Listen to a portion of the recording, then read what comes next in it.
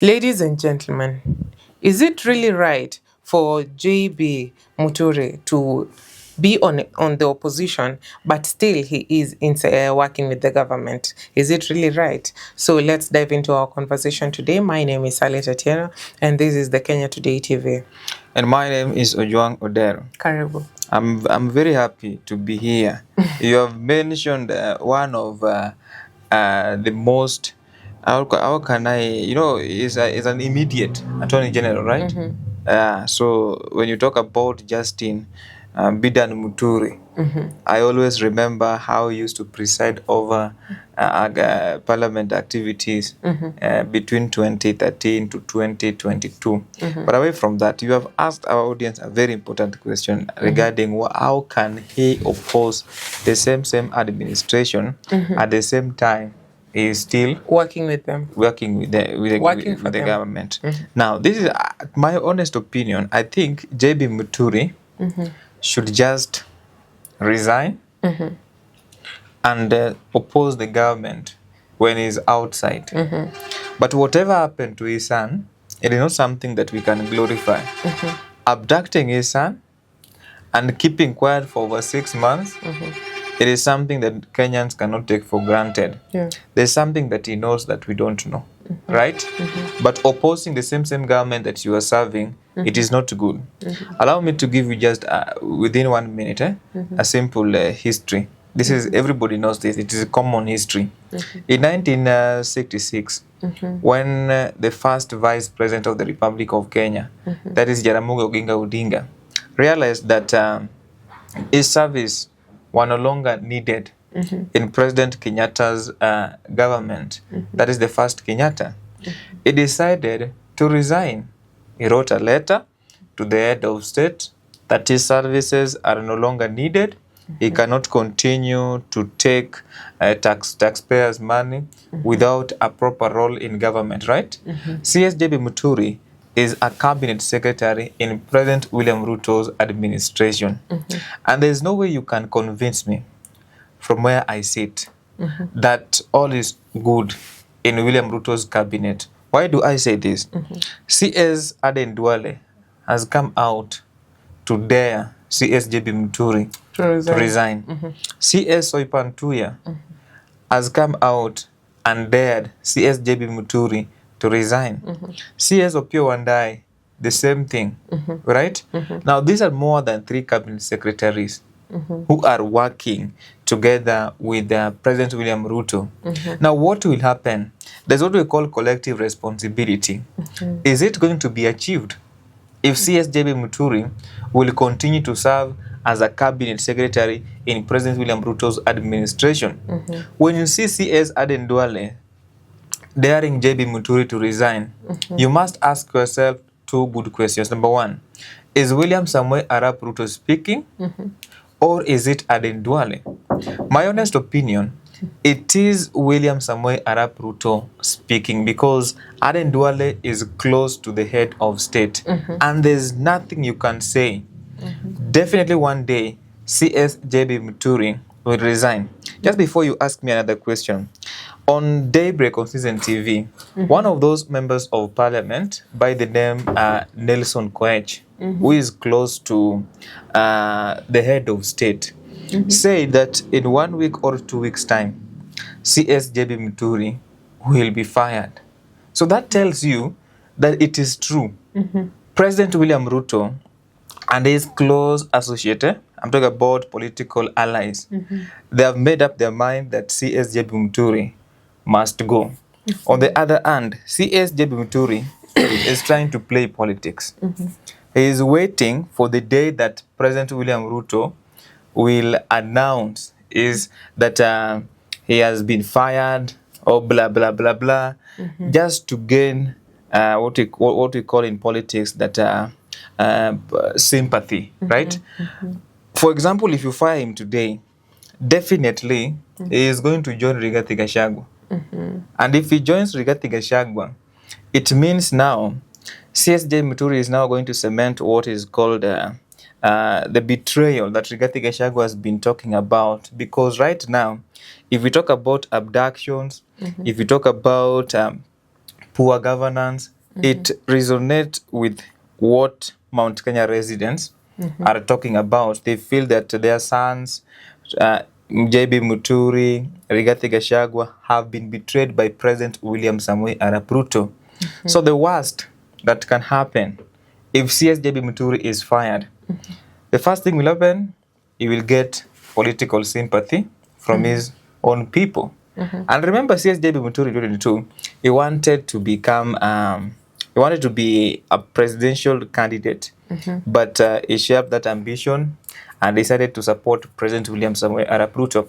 However, we cannot glorify whatever happened to his son, because if at all whatever he was trying to allege that he called President William Ruto, that his son was captured by the NIS, then what will happen to many Kenyans who cannot access President William Ruto directly? It's so sad that it's still happening. Yeah, it is still happening. That is why there are so many bodies that are being found near rivers, because those families, they cannot access President William Ruto directly. But what I can tell you, JB Muturi has made up his mind. He's just waiting for the day that President William Ruto will fire him. That is what he's waiting for. So do you see him joining the opposition? Because right now we can see that we have the DAPK as the current opposition, because we can't count on the ODM, because they are right now working with the government. ODM, just to answer that ODM, you know ODM is misbehaving. How? This is how ODM is misbehaving. They are saying they're in government and they're not in government. ODM as a party is in government. And let me tell you, ODM party is Raila Odinga, and Raila Odinga is ODM. If Raila Odinga is in government, meaning ODM is in government. You have asked about what CS JB Muturi will do. Definitely will join the opposition. That is He's already on the opposition. That is the reality, because he said they never campaigned for extrajudicial killings to take place. I remember very well, in 2022, President William Ruto said that the last regime, they were able to oversee, like there were bodies who were dumped near Rivayala. And those who are victims of those people that were against President William Ruto, President Uhuru Kenyatta's administration. But the same thing is happening, right? It is happening, right? So there is no way you can convince me as Ojwang Odero that CS JB Muturi is conscious. I think he is following his instincts, because he's feeling that they're doing the wrong thing. And there's no way you can convince me that the head of state is not aware of what is happening. Police IG is not aware.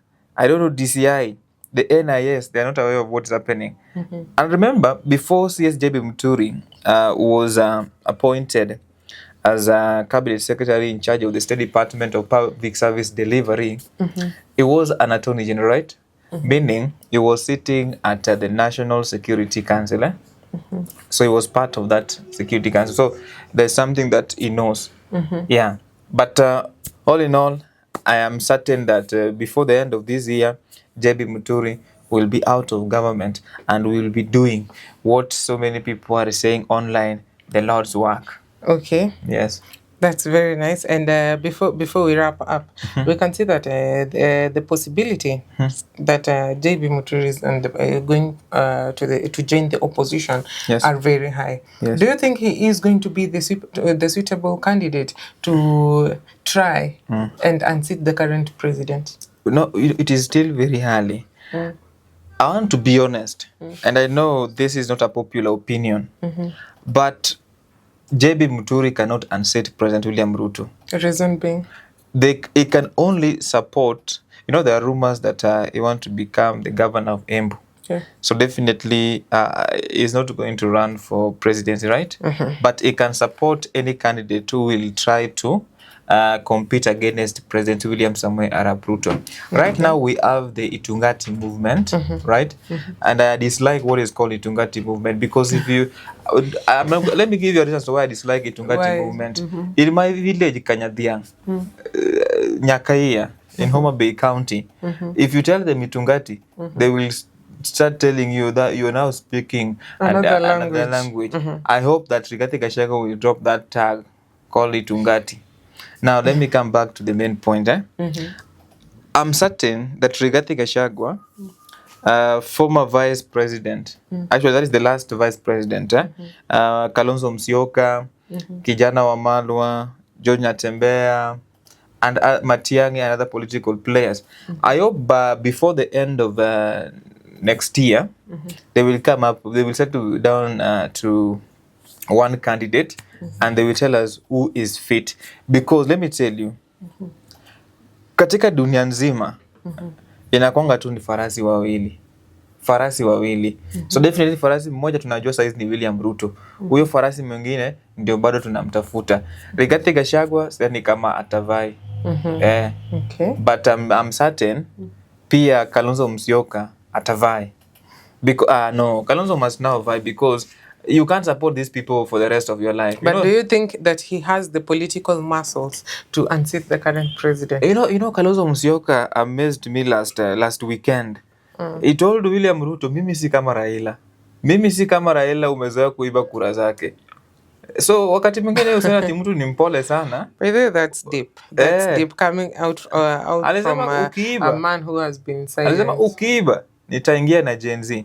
So that tells you that Kalonzo Musyoka is not, you know, people are saying that he is weak. You know, ni karakta ya mtu, ni pia ni karakta ya mtu. Yeah. But cheza na yeye ndio utajua ujui. The moment amepata tu like unajua kuna watu when Kibaki aliumia 202, alikuwa na watu kama kina Raila, people used to come. Unajua saa hizi Ruto apendwi. Huo ndio ukweli wa mambo. Tusijaribu kumpaka mafuta ashine. Watu hawampendi. So the story of Kalonzo being a president, hiyo sio ati hawezi, anaweza. Anaweza by the way. Because first, Kalonzo mimi sijaisikia ati yeye ni mwizi. Hapo tuseme tu kweli.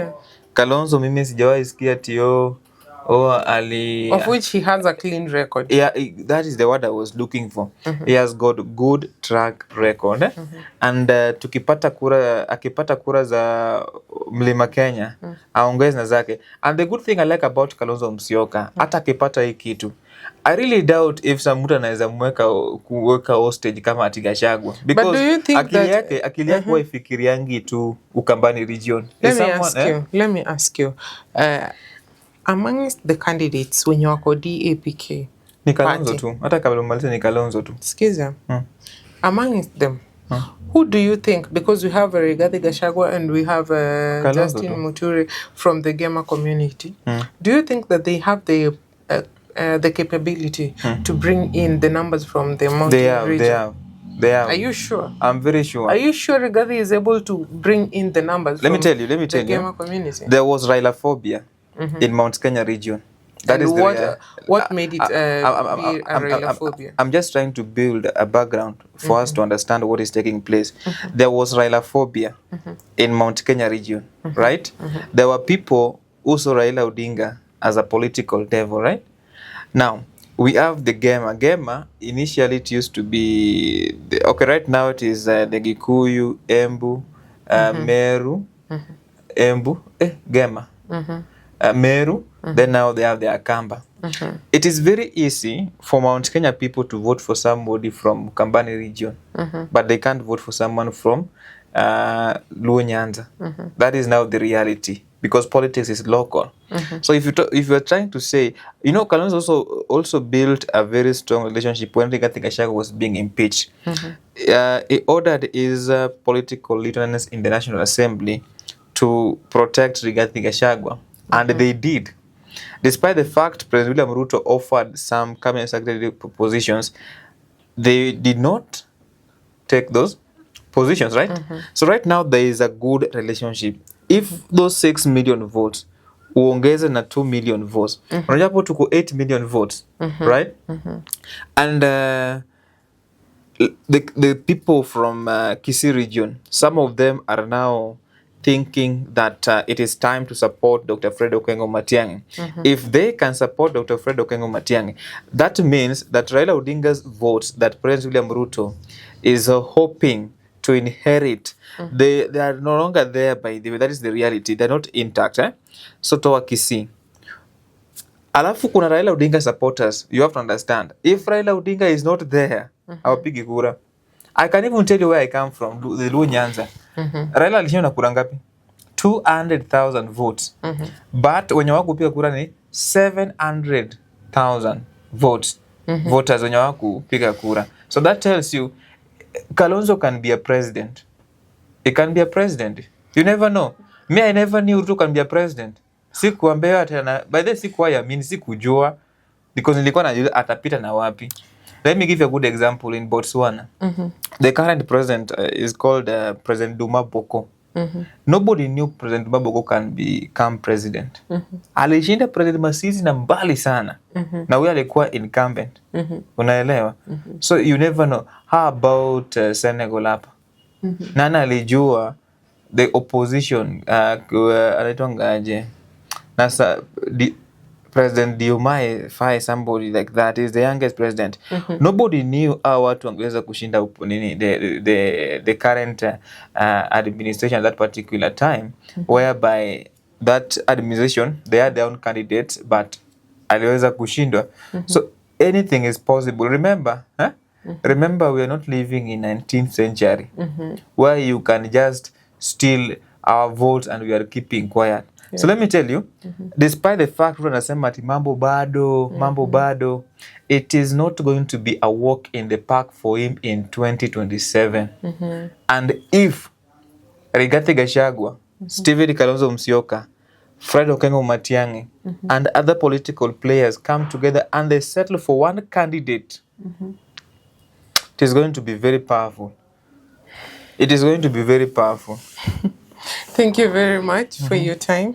And thank you very much, Pierre, for your own point of view. My good people, I'm leaving this question to you. Who do you feel will be the best candidate to unseat the current president from the other opposition side? My name is Saleh Chatieno, and this is the Kenya Today TV.